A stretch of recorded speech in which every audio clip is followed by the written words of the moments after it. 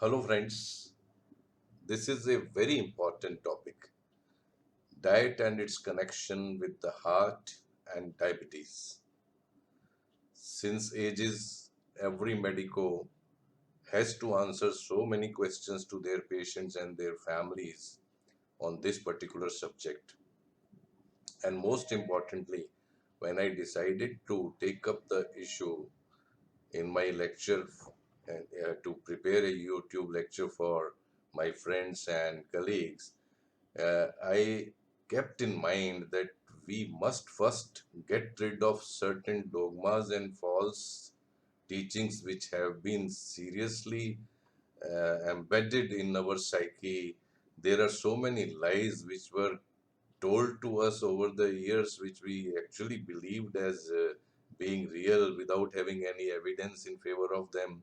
And unless we get rid of these false beliefs, dogmas, and lies which have been actually guiding or distorting our thinking process over the last 40, 50 years, unless we get rid of them, we will not be able to do justice to the diet planning and diet formulation for our patients, healthy diet, healthy heart diet, or healthy diabetes diet for them. Therefore, keeping these things in mind, I have prepared today's lecture, and the first part will be focused on only on getting rid from those false beliefs and non-evidence based unnecessary things which have been taught to us over the years. So, education consists, to me, I fully agree with Mark Twain when he says, what we have unlearned. Unless we unlearn few things, we will never be able to learn new things. Most important thing when it comes to known unknowns and unknown knowns is that there are many unknowns which we do not know still and we don't understand. So there are unknown unknowns and there are millions of them across the universe, across the galaxy, with which we are not concerned at all. But then there are many known unknowns which we know, we are aware of them, but we don't understand them. So this is the area which has to be explored scientifically to get rid of the unscientific and nonsensical beliefs which keep on distorting our vision and our practice as a medical fraternity member. So let us start with this particular thing. Let us see that diet, of course, has been correlated with lipid levels, many biological parameters like blood pressure, thrombotic tendencies, cardiac rhythm, endothelial function, hyperinsulinemia, insulin resistance syndrome, hyperglycemia, with systemic inflammation, oxidative stress, and all these things which are related to atherosclerotic cardiovascular disease. And this has been correlated very well in different papers by different workers in different manners with risk of coronary heart disease. But the most important thing which actually hold our belief that saturated fat and cholesterol in diet is bad for our heart actually arises from epidemiological correlations which were of course based on the wrong facts and the wrongly presented facts by vested interest groups. I will be showing you that also. But the belief number one is the diet rich in fat and saturated fat and cholesterol actually increases the elevated blood cholesterol concentrations. And since blood cholesterol concentrations are related to the presence of coronary artery disease, so indirectly the diet rich in saturated fat and cholesterol is actually bad for coronary artery disease. But the worst part in this particular triangle is that it has never been proved that diet rich in saturated fat and cholesterol actually is related to the blood cholesterol, which actually causes the heart disease. So when the correlation number one is absolutely very fragile and not strongly based, then how the other two pillars can be counted as reliable? So this thing has been taught to us over the years and nobody actually questions it. That is the thing. Every one of us believes as a medical person that this is the fact, this is the way the things are, because we have been told this thing again and again and again so many times that we started believing it without asking questions. But when if I bring out these articles, and there are many like this, which tell you that the greatest scam in the history of medicine is why your fear of cholesterol could be killing you, is the heading here. It shows that the greatest scam in the history is related in the medical research is related to the fat diet and cholesterol, and many of the people will call that this is the biggest fraud which was committed to the mankind, because when we start considering the data which emerged after these beliefs which were brought to us in early mid 70s and early 80s, which strongly took foothold and decided how we should be deciding diets for our patients, was actually being questioned by data emerging like this, wherein it was shown that cholesterol is actually not having that correlation which has been taught to us. So where the problem started? The problem started with this person, Ansel Keys, who created the artificial link between fat and coronary artery disease. And who was Ansel Keys? Way back in 1950s, this guy emerged, and he was a graduate, again, political science graduate. I don't know why political science inspires people to do certain unnecessary things. But then, PhD in oceanography, he studied fish and the marine life, and then not a medical man at all. He brought out in 1953 this particular study wherein he showed there is a linear relationship with the percentage of the saturated fat being consumed in diet versus the coronary artery disease deaths per thousand, not coronary artery disease, deaths per thousand. So he said the mortality is directly related to the percentage of saturated fat being eaten by the people. And he had some connections in Italy where they told him that fat consumption is very low and the death rate is low because of the low fat consumption. And he took up this idea, visited these countries, and then brought out this perfect linear graph which showed that with increasing fat percentage in the diet, the mortality increases. So there is a remarkable relationship between death rate and heart disease.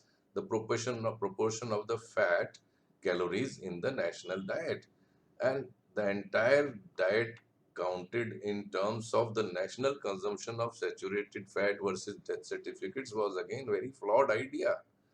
Questionable death certification methodology was being adopted in many of the countries. For example, in Italy, middle and lower middle class and middle lower class will never go to the hospitals because the hospitals were so costly in 50s that with the all privatized in these in few countries.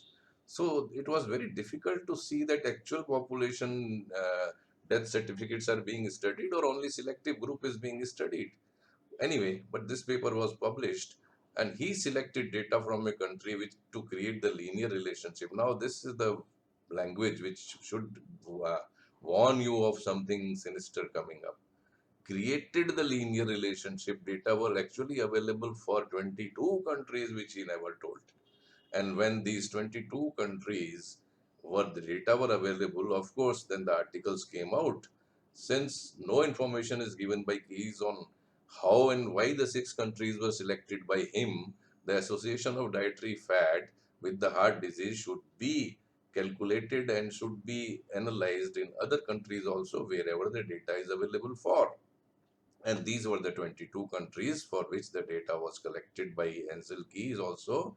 But the 22 countries data, if put on the chart, it was like this.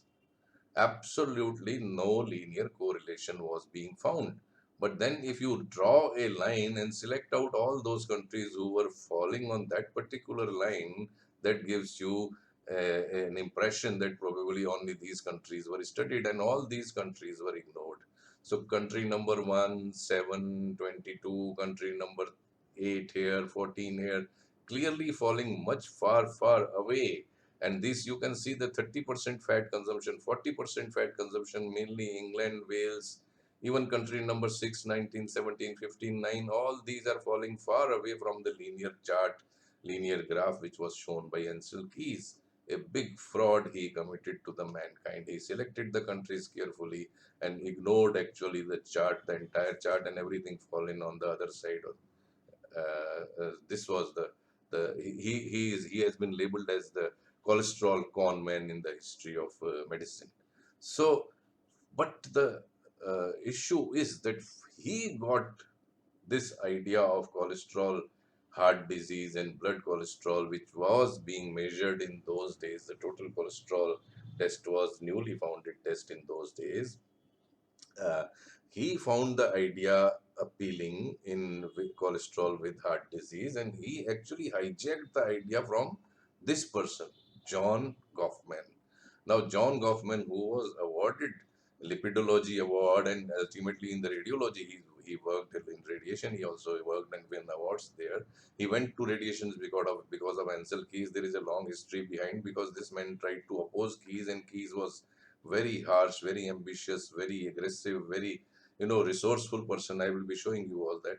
But then Ansel Keys just hijacked the idea of cholesterol and heart disease from this man. But this particular man told us very clearly way back in 1950, when he started with the centrifugation process and started separating the cholesterols and different components of cholesterol. VLDL, LDL, HDL, etc. were not named at that time. They were SF0220, SF22 400, SF2240, like that. So he pointed out way back in 1950, that diet and heart disease connection is quite possible, but the 0 to 20 lipoprotein fraction not being correlated with any one fat at all. Now the 0 to 20 is actually the high density lipoprotein and is not correlated. But he also pointed out to 20 to 400 component on centrifugation. These are the centrifugation values, SF20 to 400, which he clearly told was linked to fall in high density lipoprotein and coronary disease. So he had a very clear cut idea that HDL falls and coronary artery disease increases in a particular population. And he also correlated the carbohydrates with the fall of HDL. Such a brilliant guy he was, but then he was pushed onto the sides because of the resourceful person what Ansel Keys was. This is the graph which John Kaufman brought way back in that particular era, 1959, 1958. This graph was presented wherein he clearly showed that the moment you reduce carbohydrates in your diet, the component that is presently we know as VLDL goes down and atherogenic index goes down. He tried to present this particular graph in a person who just suffered myocardial infarction, and the diet in carbohydrate was reduced for him. Similarly, the carbohydrate focus was also made by people like John Yudkin. Yudkin said that the most important thing, that these countries and all those countries where mortality rate was high because of the coronary artery disease were all those where the sugar consumption is also increasing rapidly in the populations. And the high white sugar consumption, high table salt consumption, high blood pressure, high smoking, and declining physical activity could also be the cause. The article was published way back in 1957. He said that I don't agree to Ansel Keys. But Yudkin was battered very badly. If you go to the internet, search the Google, you will find letters and the language being used by Ansel Keys against Yudkin. Keys called him names, denigrated him, belittled him, charged him for taking sides. Keys was not well accepted at all by medical community in those days.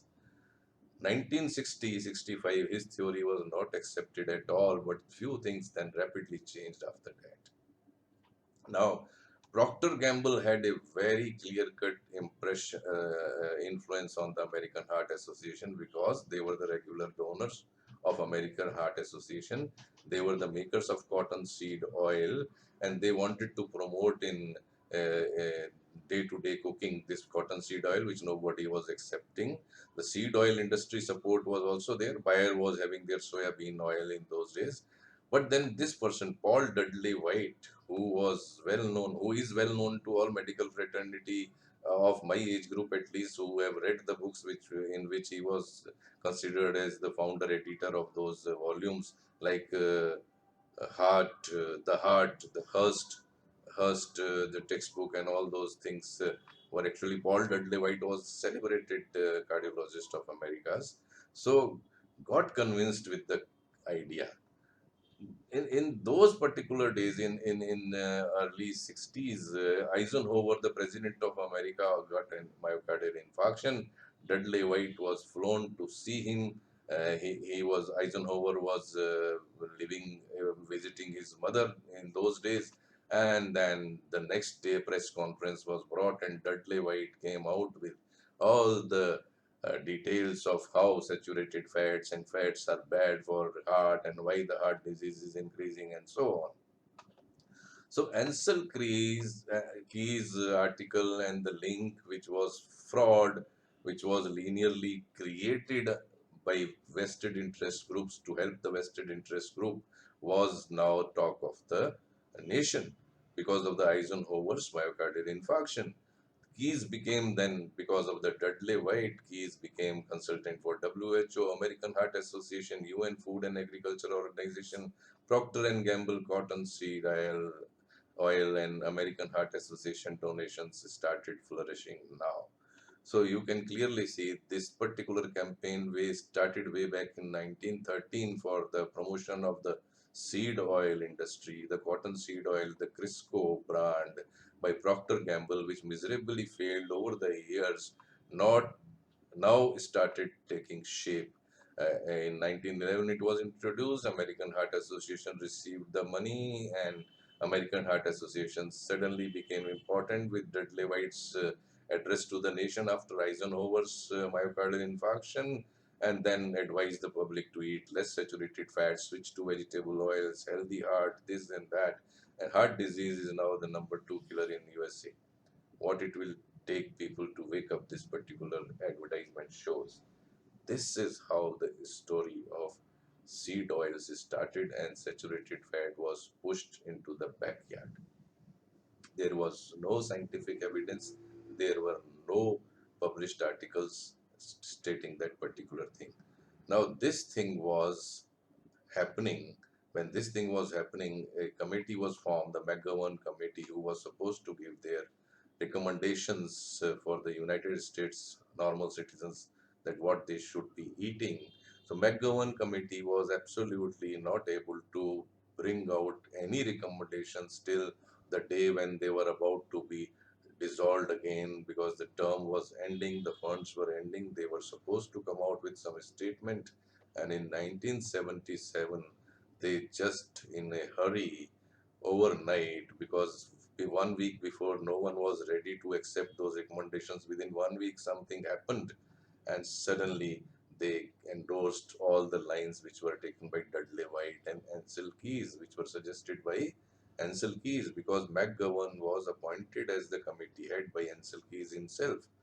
Now came the idea of 30% fat, 10% saturated fat, 20% fat, and 7% saturated fat for high risk group and post myocardial infarction people. These figures were actually coming from out of the blue. There is no evidence even till today that can substantiate or that can validate these figures. Why 30% fat? Why 20% fat? Why 7% only saturated fat? There is no study, no paper, no publication. This is how, but then it was told to us again and again so much, so many times, that we started believing them. So it was all good for food industry after that. None of them, the McGovern committee, had nutrition-based formal education, no evidence for recommending grains, no studies favoring seed oils. Cotton seed oil was already bulk produced. Food and pharma industry started taking control, because now the carbohydrates were going to replace the fat which was being withdrawn from the diets. This is how the 1977 committee came with these ideas that reduce cholesterol consumption to 300 milligrams per day, reduce sugar consumption to 40% of the account for about 15% of the total energy intake, reduce salt consumption, and all these things. There was absolutely no publication supporting or advocating these things which were being recommended by the committee. Then, of course, a readjustment of macronutrient was mandatory because we were withdrawing fat. So, from where the calories will come? The calories came from the increasing the carbohydrate. Now, this was the first thing which caught my eyes when I got qualified in early 2002 as a diabetologist and started studying the subject in depth, I realized that this is the biggest mistake which we are doing with our diabetic patients. We are recommending them 60 to 65% of the carbohydrate, which is bad for a diabetic, because carbohydrate is the only thing which will be needing insulin for metabolism. And insulin, carbohydrate, once combined, obesity is just next step. So this is absolute big mistake which was committed by even diabetes associations. Please ignore these figures. These figures are actually my own formulation, which I prefer for my diabetic patients. This particular picture has been placed here just to explain you how the carbohydrate content went up in the daily dietary recommendations. But then when the carbohydrate came up, fat was markedly reduced down to 30% and protein was supposed to be there between 15 and 20%. So, of course, this was the bad move. But then the food industry actually benefited and flourished so well after these particular recommendations. And as I told you, the moment there is activated lipoprotein lipase outside the adipose tissue, the triglycerides will be lipolyzed and the fatty acids will be taken up by the adipocytes and they will be synthesizing triglycerides within the adipocytes. So more of these activities happening outside the cells, more of the fat is accumulating inside the cells also, because the glucose and lipoprotein lipase are activated and being pushed into the cells because of the presence of insulin. And this is happening in every obese person who is having hyperinsulinemia and insulin resistance syndrome, because fat tissue is very sensitive. And when it comes to release of triglycerides from the cells to the outside to the extracellular milieu, then you need activation of hormonal hormone sensitive lipoprotein lipase, which is the intracellular thing. And this actually gets inhibited with the very minimum quantity of insulin is when it is present inside the cell. If minimum quantity of insulin activity is present, very small quantity of insulin activity is present within the cells, then you can clearly see that hormone sensitive lipoprotein lipase will not allow the adipocytes to release the triglycerides at all. And when this happens, you are having double dilemma, double whammy. A lot of triglyceride is being pushed into the cells and nothing is being allowed to go out. And this is what exactly is happening when you are recommending high carbohydrate diet to your patients, when the insulin is presently available in ample quantities across the cells. And this is the reason why we are not able to get rid of obesity in our patients of diabetes. And you can clearly see that it is the carbohydrate only which increases insulin drastically. Proteins increase insulin, but not that much, and fats actually do not increase insulin at all. So, fat actually is something which will not be requiring much of insulin for their burning, for their metabolism, and then proteins will be requiring little lesser than little more than the fats. But carbohydrate is something which is the most fattening thing because it is directly correlated with the insulin activity. Fortunately or unfortunately, there is absolutely no essential carbohydrate known which is required for human survival. So there is nothing like essential carbohydrate. So this is how the insulin production can be compared between carbohydrate versus fat. Then, of course, there were lots of publication in 2010 onwards when people started questioning, are diabetics being given diet advice that was making their problems worse? Each day, 400 people in Britain are given diagnosis of type 2 diabetes, this particular ad shows, and that they goes on asking that the advice of 60% of carbohydrate is pretty wrong for them, because we are actually enhancing their problems in terms of glucose metabolism and obesity. And this is the article which side by side published the new data which was emerging that cholesterol is actually not being related to the deaths, because total deaths, the absolute mortality in any population was actually inversely proportional to the increasing cholesterol levels, rather than what Keys tried to teach us way back in 1950s, in 1953. So his things started getting corrected. And so much of confusion was there in the literature that one can clearly see this remark came from the Richard Horton, the editor-chief in the Lancet, who said the literature is afflicted by studies with small sample sizes, tiny effects, invalid exploratory analysis, and flagrant conflict of interest, together with an obsession for pursuing fashionable trends of dubious importance. Science has taken a turn towards darkness. In their quest for telling a compelling story, scientists too often sculpt data to fit their preferred theory. This is what was done by the answer keys. And or they retrofit the hypothesis to fit their own data which is available with them. So our love of significance pollutes the literature with many a statistical fairy tale. What's wrong? Are there any standards? Are there no standards? This was a very harsh comment which was given by Richard Horton. Let us now see what was the evidence available and why these comments came and what happened after Ansel Keys actually for 40 years kept on teaching us how saturated fats are bad. But there were publications which were questioning this all along. So let us start with these questions. What is the importance of fat, saturated fat, PUFA, and all that thing? Poor diet contributes to more disease and death than physical inactivity, smoking, and alcohol combined. Just keep in mind. The story starts way back in Minnesota Coronary Survey. The Minnesota Coronary Exercise, it was called MCE initially, that was ready with the data, ready for publication way back in 1976 when, remember, McGovern committee was about to give their recommendations. Ansel Keys was at the helm of the affairs, but the Ansel Keys and McGovern committee were never allowed to even see this particular publication because this was not allowed to be published at all. This was then put buried into the basement's dustbins. Nobody cared about this data because it was all contrary to what was being uh, drafted for by the McGovern committee on the behest of Ansel Keys. So paper got only published in 1989 and data came to the fore and to for the people for the open analysis by the people in 2016 only. Decades old study rediscovered challenges advice on saturated fat.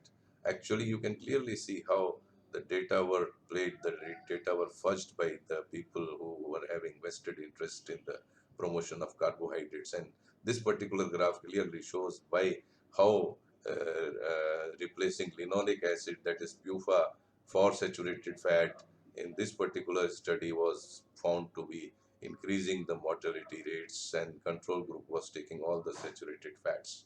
So you can clearly see that this particular study was absolutely against what was being taught, what was being designed to be drafted in that particular guidelines and recommendations in 1977.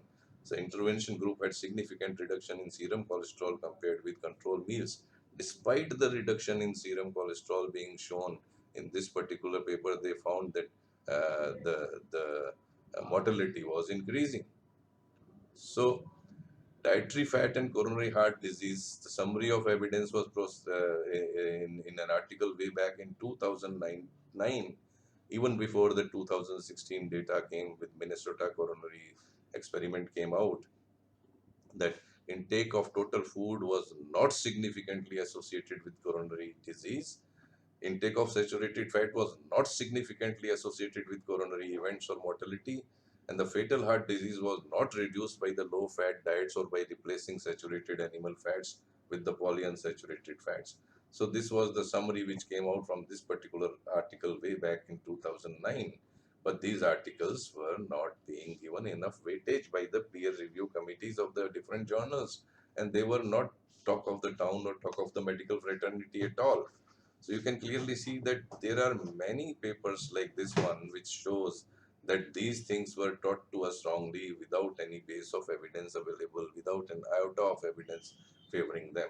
So meta-analysis of prospective cohort studies in 2010 clearly shows that saturated fat with cardiovascular disease association was something like this.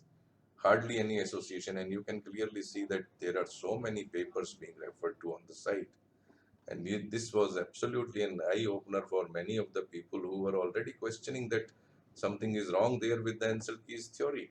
This was the review again published in the Nutrition Journal, and it clearly said in 2011 that no substance available supporting diet herd paradigm based on diet is bad, leading to saturated fat, and saturated fat leads to high cholesterol. We can conclude that avoidance of saturated fatty acids accumulation by reducing the intake of carbohydrate with glycemic index is more effective in the prevention of cardiovascular disease rather than just reducing the saturated fat. So saturated fat accumulation by reducing the intake of carbohydrate with high glycemic index is more effective. So the data was being clearly showing us, telling us that lowering carbohydrate will be beneficial for coronary heart disease rather than lowering fats. Here again, you can see the effects of coronary heart disease, increasing polyunsaturated fats in place of saturated fat, a systemic review. But if we carefully look, they are not studying coronary artery disease here. They are studying the surrogate markers, that is total cholesterol, HDL changes, meta-analysis in 8 randomized controlled trials. The forest plot is telling you that it is helpful, but this is the chemistry being altered by the replacement of saturated fat with PUFA, which in Minnesota coronary experiment also was shown. You can change a little bit of chemistry, but it is not helping the coronary artery disease prevention or getting down the figures. So same carbohydrate replacing saturated fat. In this particular, it was again a refined high glycemic index carbohydrate, so nothing was changing there. When MUFA was being replaced, again there is a mixed result. So there is hardly anything in terms of coronary artery disease being actually studied. So intake of saturated and trans-unsaturated fats and the risk of coronary artery disease, all-cause mortality, cardiovascular disease, and type 2 diabetes. A systematic review clearly shows that this is the state of affairs even with the trans fat unsaturated fats. Not very impressive at all. So there are many articles like this, and these articles which try to correlate dietary fat recommendations, dietary fat and coronary artery disease, and prevention of cardiovascular disease, trans fat, saturated fat, unsaturated, etc. All these were discussed in various journals, and there are dozens and dozens, hundreds of articles available which tried to answer that does saturated fat actually caused heart disease? So the answer was no. This was the summary. The summary slide said the fact has been so frequently repeated for so many years that doctors have forgotten that it is only a hypothesis, not a fact. Nobody asks for evidence. Observational 16 studies showed no Observational 8 studies showed industrial saturated fat was studied and trans-saturated fat was studied, but there were lots of problems in these studies when it comes to allocation of the groups. Observational 2 meta-analysis, 350,000 subjects said no. Randomized controlled trials, randomized clinical trials with meta-analysis, absolutely no answer coming that myocardial infarction and death rate because of myocardial infarction and stroke are actually increasing with saturated fat, because most of the times this was not even studied, not being asked as a question itself. This was very strange scenario, and the glimpses of this was visible to me when I started nutrition and diet and diabetes in depth, as I told you in early part of this century.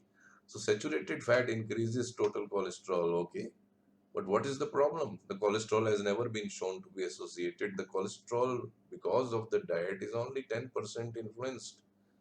You changed anything in the diet, not more than 10% influence you will be getting on the cholesterols.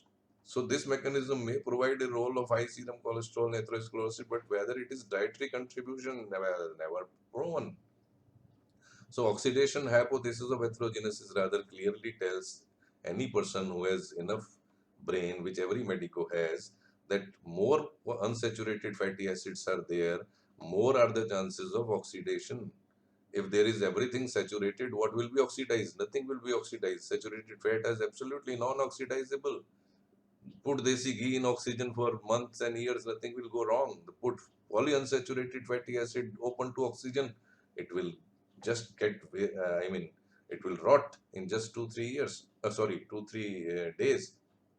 So there is more chances of oxidation and generating antigenic substances if the particular oil is having lots of unsaturated fatty acid bonds. So this is very interesting if you go deep into it. So this particular article tried to bring home certain points, most important points, which were actually found as the basis for creating confusions by the vested interest group. They said that replacing saturated fat with complex carbohydrates, some good can be achieved. Replacing saturated fat with PUFA, variable result. Replacing saturated fat with omega 3, omega 6, plus minus results. Replacing saturated fat with excessive PUFA, omega 6, negative results. Replacing saturated fat with trans fat, negative results. Replacing saturated fat with refined carbohydrate, grossly negative effect. But unknowingly, this thing was happening across the globe because carbohydrates were being pushed higher into the component in the diets across the globe. Lots of agriculture production was happening, food was becoming cheaper, portion sizes were increasing, the white sugar was rampant in use, and of course, with the oil seed industry also contributing to the munchy crunchy snacking industry, lots of refined carbohydrates were entering into our daily life. And all these studies, mind you, were doing only lipid composition being studied, not cardiovascular disease at all. So, on the basis of a hypothesis, correlations were being brought together, and saturated fat was labeled as something bad. So, the conclusion in this particular article, and there are many other authors who will who have written similar drafts and similar editorials. Saturated fats are benign with regard to inflammatory effects, as are the MUFAs. The meager effect that saturated fats have on serum cholesterol levels, when modest but adequate amounts of polyunsaturated oils are included in the diet, and the lack of any clear evidence that saturated fats are promoting any of the conditions that can be attributed to PUFA, makes one wonder how saturated fats got such a bad reputation in the health literature. Mind you, coronary artery disease was already increasing from 1930 onwards, when the seed oil industry was slowly entering into the kitchens. So PUFA use was already much higher, and saturated fat was going down because whale and shark and the big fish hunting was being banned across the globe. The beef and pork industry was not adequately supplying the animal fat for cooking, so, and cheaper substitutes like cottonseed oil were available and soybean oil because of the companies like Bayer and Procter and Gamble in the background. I must tell you, there was an advertisement way back in 60s and 70s that uh, Procter and Gamble became so powerful a company in nutrition that the advertisement said that today, with all possibilities, I can challenge you that you have at least used two or three Procter and Gamble products in your kitchen or in your food on your dining table. Such was the power of Procter and Gamble type of people. I'm unnecessarily using the name of a company. I shouldn't have done that. But then all companies can be put, any company can be doing this, but then this happened actually with us, and we suffered a lot in terms of diabetes and etc., and high carbohydrate intake. The influence of dietary fats on serum cholesterol has been overstated, and a physiological mechanism for saturated fat causing heart disease is still missing. So trans fat and health outcomes now. So all cause mortality studies in US and China were first published. Cohorts was studied, and trans fats were associated with increased mortality. These are the publications. Increased coronary heart disease. These are the publications. There are many more. I have brought out three, four references for every statement. So trans fats have been associated with sudden cardiac death, fatal colon and breast cancers. The World Cancer Fund panel, however, found insufficient evidence to implicate trans fats specifically for any type of cancer, because there were so many other things being simultaneously being done and consumed and being used in their lifestyle simultaneously when the trans fats were increasing in anybody's life, because this was correlated to the increasing riches, middle class going up into the richer class and the lower middle class going into the middle class. These things were also happening in the society. Let us not also forget those things. So more studies are needed. That was the conclusion, and it was clearly shown that all trans fats are not same. Trans fats may be harmful, trans fats may be beneficial, and you can clearly see the ruminant trans fats, ours, for example, the ruminant animals we have, like our cow, the desi ghee, the guy desi ghee, the cow desi ghee is absolutely found to be good for heart or even the cancers, etc. So, based on this new evidence, the 2015 Dietary Guidelines Advisory Committee concluded that low fat diets have no effect on cardiovascular disease, emphasized the importance of healthful food based diet patterns rather than counting components of the diet in terms of fat, carbohydrate, and protein. Instead of this, count the entire food being consumed, like meat, like grain, like egg, something like this, rather than those things as considered as separately.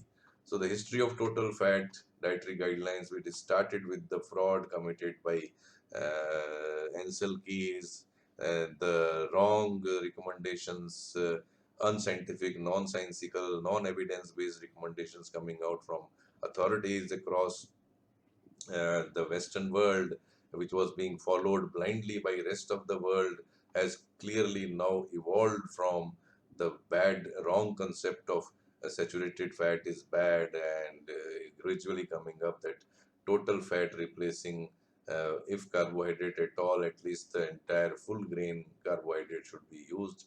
Refined carbohydrate is bad, and saturated fat is not as bad as being considered.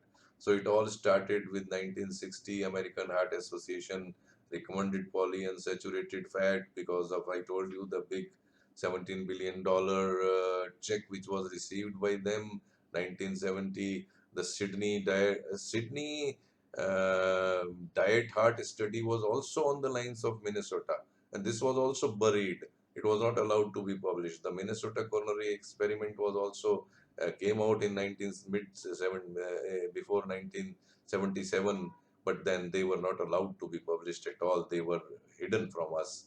So partial MC results presented way back in early 1980s, but McGowan report issued in 1977, and lot of the recommendations after that was followed across the globe without asking questions, but they were not having any evidence base at all.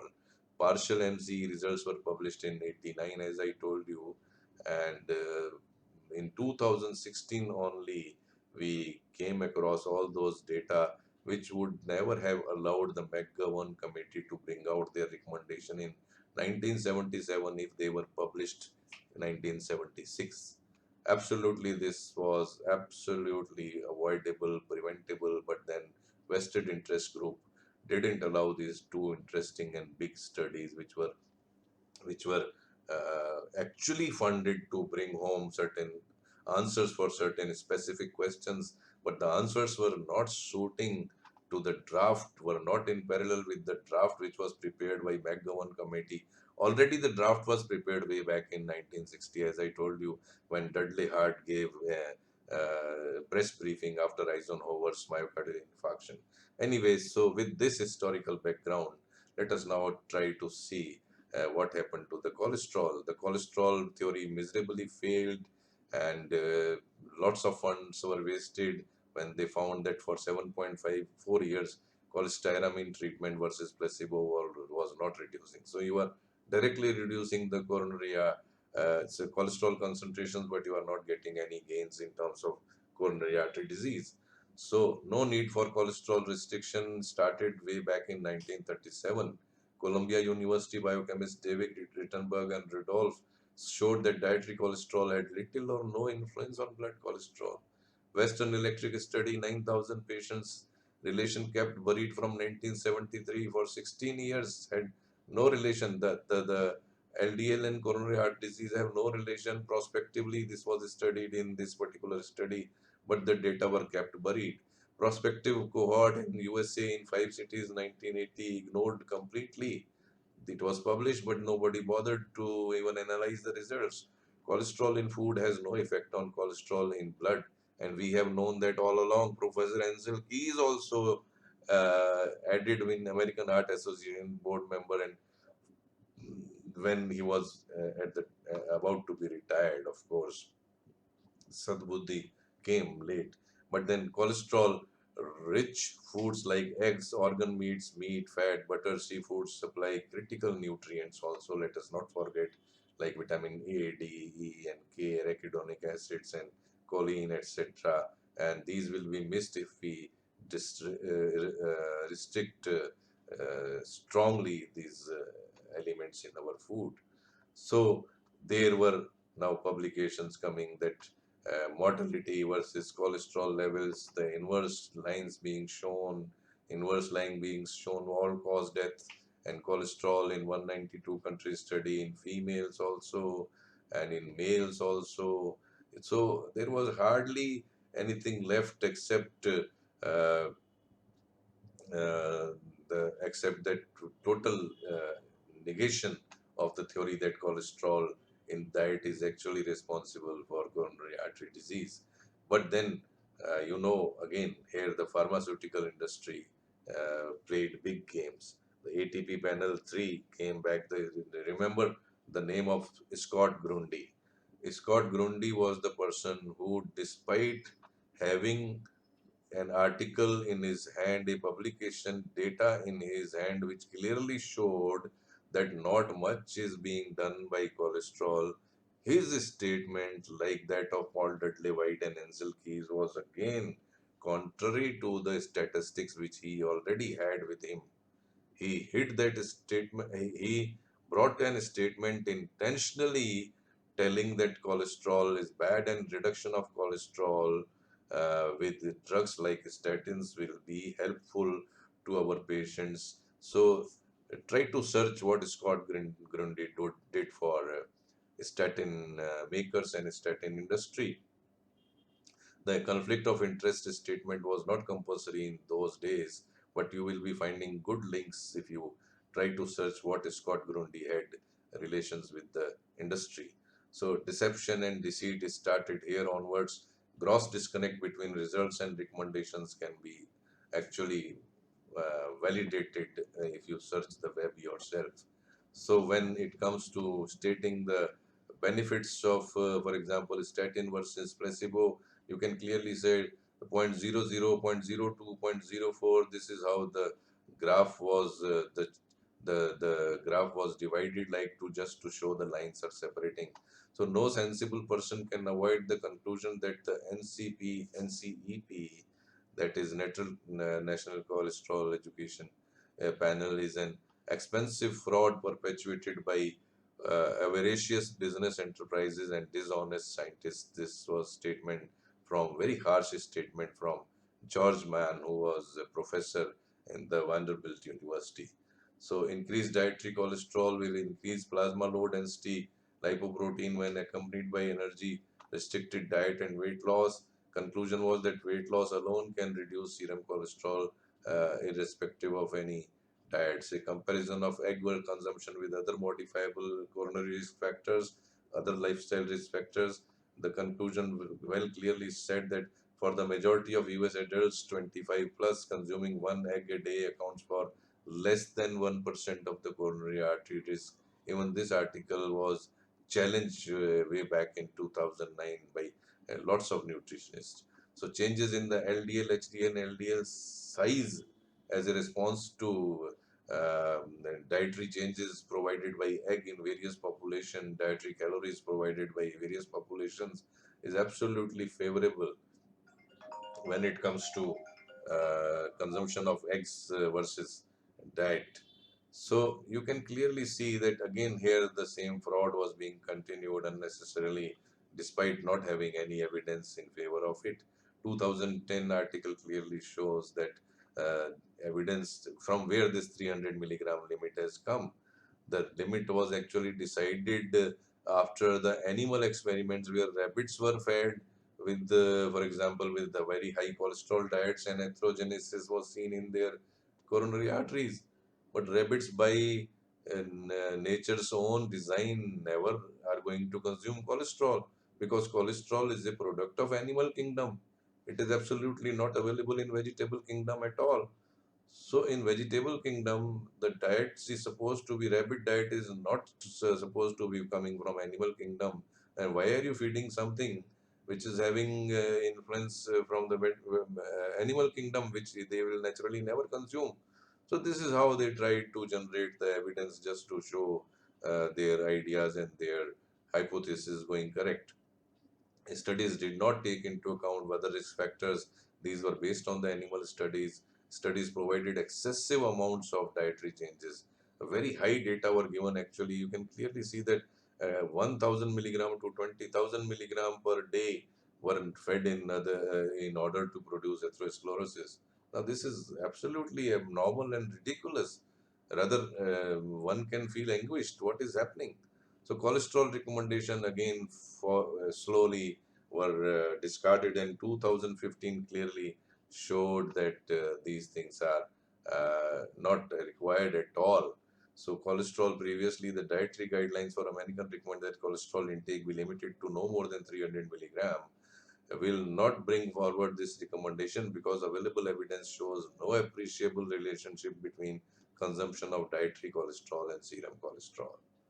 So the biggest hurdle which always comes in planning your diet for your patient or healthful heart healthy or diabetes healthy diet for your patient is the dilemma which you keep on thinking of, that saturated fat and cholesterols are bad and carbohydrates are to be increased, but with increase in carbohydrate you are never able to get rid of the insulin in the background and you are never able to get rid of the obesity.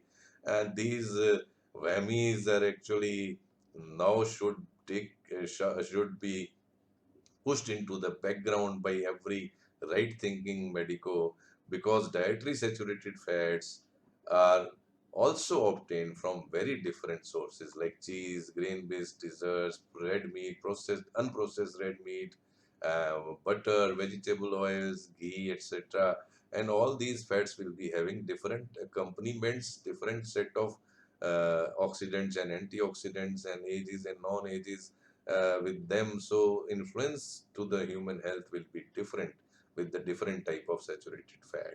Now other ingredients are absolutely characteristic of every food preparation which we are consuming having saturated fat, and some amount of saturated fat is present in every fat. Keep in mind that even the liquid oils and oil seeds, seed oils are also having 6, 8, 10%, 12% saturated fat. Judging the long-term health impact of foods or diet based on isolated macronutrient composition is unsound idea and creates unnecessary paradoxical food choices. Saturated fatty acids, uh, 14 and 16, that is chain 14 chain and 16 chain, correlate more with the intakes of dietary starches, because saturated fats can be synthesized by the body. As I told you, bodies cannot produce a double bond below position carbon 9. So omega 6 and omega 3 are not producible by our bodies, but 9 carbon onwards, saturated, unsaturated, any type of fatty acids our body easily produce. So the story started with Ansel Keys fraud and came back to eat butter. So this is a very celebrated slide which has been shown by many workers in their diet lectures. I have also used them same slides. The 2015 guidelines clearly said that dietary patterns are more important rather than the single dietary component. And then that's part number two of this particular CME, which I will be doing very soon for all of my listeners.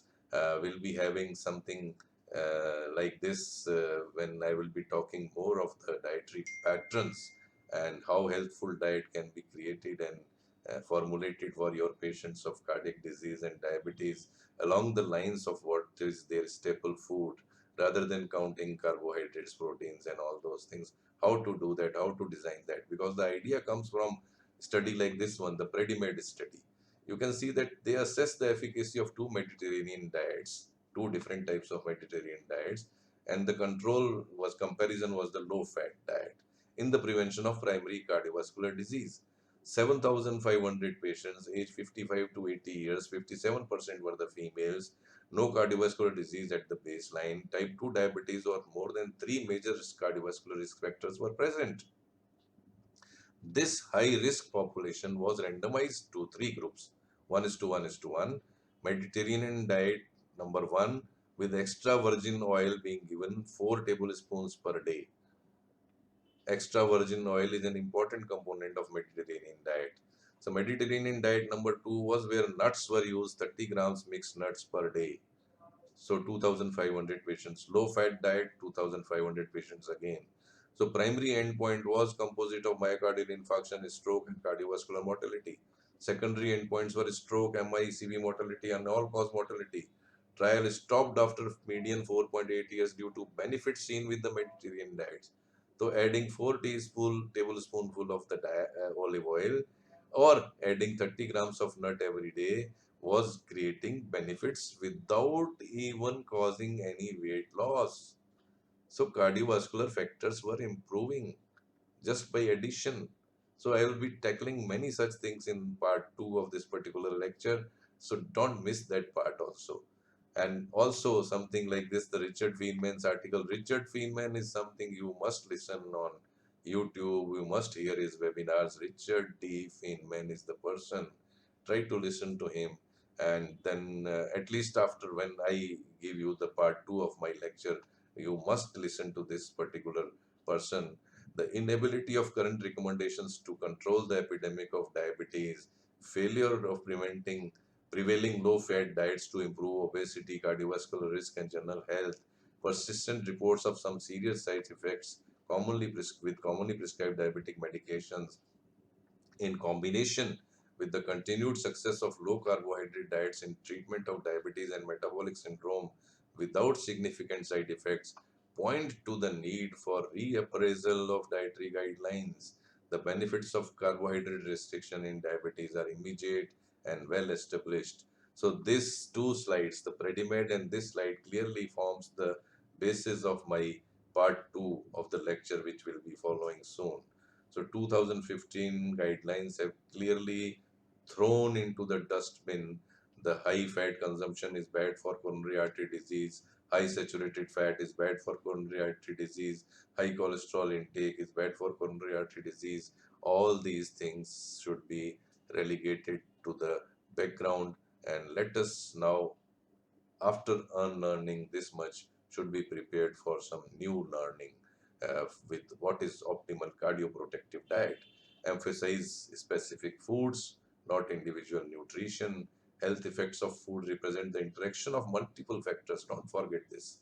Carbohydrate quality, fiber content, fatty acid content, proteins along with it, how you prepare them, bioavailability of micronutrients and phytochemicals present naturally with every food component is different. A different set of things is produced by God, by nature, in with different colors and different food items available around us. So foods closer to their source are healthier than processed. The more closer you are while consuming a food which is close to the nature, you are very close to the nature. Otherwise, more you process the food, more they lose their efficacy. Now, this particular slide is again also for all those people who believe that cholesterol, or keep on counting cholesterol in meat, cholesterol in dairy, cholesterol with, as I told you, vegetable kingdom has no cholesterol. Cholesterol is present only in the cell membranes and the cell organelles and components and organ systems of the animal world. So when it comes to food from animal sources, this is how the cholesterol content is there, and you can clearly see that lamb, pork, steak, and chicken versus lamb is hardly 10 milligrams of difference between the cholesterols. And here also you can clearly see that 70 to 80 cholesterol per 100 gram of product. So if you are consuming for example mutton seekh kebab with 50% of the mutton and 50% of the herbs, you how much cholesterol you are consuming if you consume entire 100 gram of chicken. Chicken is hardly having just 8 to 10 milligrams less than the goat meat. So if you are consuming 50 grams of goat meat versus 120 grams of chicken, you are consuming more cholesterol with chicken. So this is the way you should be thinking, rather than think of food items, how they are prepared and how you are consuming them, rather than just focusing on what is there in terms of cholesterol. Such types of charts should be no, absolutely not to be referred at all in the present day, with the present day knowledge we have about the food. So with this, I will be ending my part one today. So be ready for the part two. And if you want any specific things to be discussed in part two, I will be probably launching it in 12 to 15 days from now, maybe after Diwali. So be very specific with your queries. I will try to include them in my talk. And till then, wishing you very good luck. This was prepared to be launched around the Sera, but I got little late because of preoccupations. So very happy festival season for each and every one of my listeners, and happy Diwali to come. And let us be ready for the part two. Thank you very much. Bye bye.